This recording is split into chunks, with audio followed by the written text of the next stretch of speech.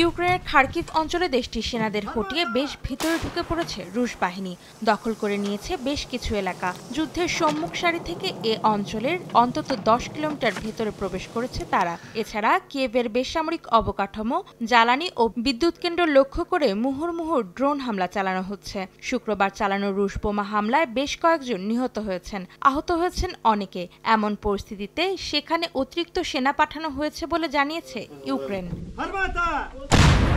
খার্কিভে চলতি মাস থেকে হামলা বাড়িয়েছে রাশিয়া। এই অঞ্চলের 12টি গ্রাম দখলের দাবি করেছে তারা।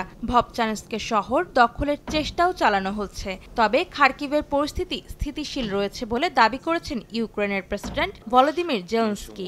শুক্রবার দেশটির একটি গণমাধ্যমকে দেওয়া সাক্ষাৎকারে তিনি বলেন, খার্কিভের 10 কিলোমিটার ভেতরে অগ্রসর হলেও এর বেশি এগোতে পারেনি রুশ বাহিনী। ইউক্রেনের সেনা সদস্যরা পরিস্থিতি নিয়ন্ত্রণে এনেছে। নগদে 500 টাকা বা তার বেশি পেমেন্টে পেতে পারেন ঢাকায় জমিসহ 20 কোটি টাকার পুরস্কার। Institute for the study of ওয়ারের দেওয়া তথ্য অনুযায়ী মে মাসের 9 থেকে 15 তারিখ পর্যন্ত ইউক্রেনের 278 বর্গ কিলোমিটার ভূখণ্ড দখলে নিয়েছে মস্কো। 2022 সালের ডিসেম্বরের পর ইউক্রেনে চালানো একক কোনো অভিযানে এটি রাশিয়ার সবচেয়ে বড় সাফল্য।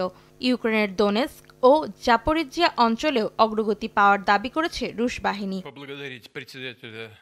এদিকে চীন সফরে গিয়ে শুক্রবার এক সংবাদ সম্মেলনে খার্কিভ প্রসঙ্গ তোলেন রুশ প্রেসিডেন্ট ভ্লাদিমির পুতিন। তিনি বলেন, খার্কিভ শহর দখল করাটা মস্কোর বর্তমান পরিকল্পনায় নেই।